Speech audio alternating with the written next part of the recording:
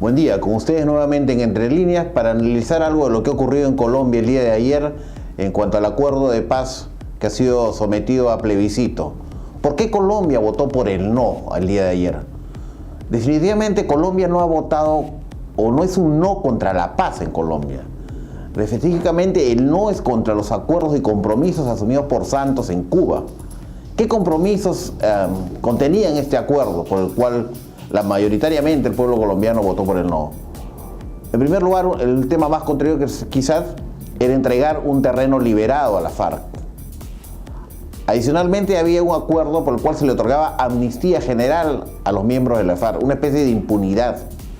Se creaba o se comprometía el Estado a crear una especie de comisión de la verdad como la que tuvimos acá. Otra cosa delicada, se acuerda en este documento entregarle a la FARC 10 curules en el Congreso. 5 para la Cámara de Representantes, 5 para el Senado. Se les reconocía como partido político y se les iba a acreditar como partido político y adicionalmente se les tenía que dar 10% del presupuesto para partidos para que funcione este partido, 5% adicional para sus labores de difusión. Es decir, darle una legalidad absoluta más allá de la amnistía, más allá de darle territorios liberados. Lo que Santos buscaba con este plebiscito era legitimar los acuerdos que en Cuba se lograron con la FARC, comprometiendo en esta aventura a algunos presidentes de la región, lo cual es más delicado. La aprobación de un acuerdo con sabor a triunfo de la FARC por la cantidad y el calibre de las concesiones que se le otorgaban, hacía verlo más que como un acuerdo, como una rendición del Estado colombiano frente a la FARC. El pueblo colombiano mayoritariamente así lo entendió, pero la consecuencia es que innecesariamente se ha polarizado a Colombia. Colombia hoy día lamentablemente lo encontramos dividido. El sí y el no ha llevado a una división de la sociedad colombiana. Pero pongámonos en el caso del Perú. Imaginémonos el Perú hace 2 décadas o en la actualidad, decidiendo llegar a un acuerdo con Sendero Luminoso. Este acuerdo contendría más o menos así una similitud con los acuerdos que se estaban planteando aprobar en Colombia. Un primer tema, por ejemplo, la liberación de todos los terroristas de Sendero Luminoso. Está también en el acuerdo con Colombia.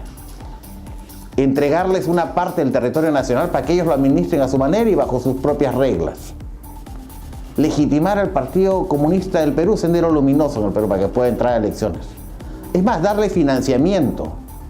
Otorgarle 10 curules en el Congreso para que tenga 10 congresistas de manera obligatoria.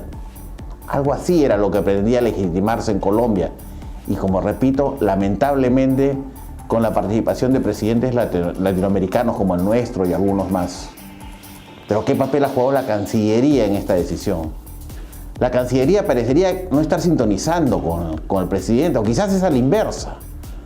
La visita del presidente a Colombia para legitimar un acuerdo de paz, respecto del cual aún no había pronunciado el pueblo colombiano y ya se conocía la polarización existente, era una acción de alto riesgo para el Perú. El mismo riesgo que estamos corriendo por el pronunciamiento del presidente a favor de Clinton en las elecciones norteamericanas. El solo hecho de que Cuba, país que por décadas ha venido favoreciendo a movimientos guerrilleros, haya sido el país que ha intermediado en el acuerdo de paz con la FARC, debió encender las luces de alerta en la Cancillería, debió advertirse el riesgo en el que estábamos involucrándonos al asistir a este evento. No todos los países fueron. Quizás otras cancillerías sí lograron ver lo que lamentablemente en el Perú no vimos. ¿Existen riesgos? Sí. Un inminente riesgo regional en los actos de Santos en Colombia. Pues de experiencias truncas de gobiernos populistas como Venezuela, Brasil, Argentina, que ya están acabando y que han llevado a la debacle política, económica y socialmente a sus países, podrían resurgir. ¿Por qué? Debido a la cercanía de estos gobiernos, debido a la cercanía ideológica que tienen. Por otro lado, concesiones de este tipo a movimientos terroristas vinculados al narcotráfico nos expone regionalmente al rebrote de movimientos narcoterroristas como los que tenemos aún rezagos en nuestro país.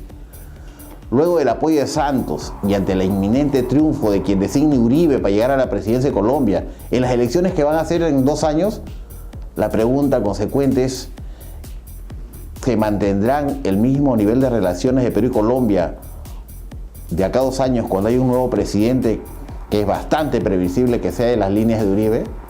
Quizás ese era uno de los riesgos que debió medirse adecuadamente. Por otro lado, luego del pronunciamiento que hemos indicado del presidente de la República a favor de Clinton, nos preguntamos también ¿Cómo cómo serían las relaciones de Perú con los Estados Unidos si eventualmente el triunfo en las elecciones recayese sobre Donald Trump? Definitivamente Trump es una persona de mucho riesgo.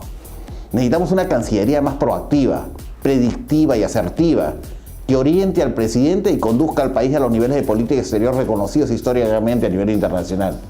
Si no hacemos esto, volveremos a tener traspiés tras traspiés a nivel internacional y poco a poco nuestra imagen internacional irá decayendo.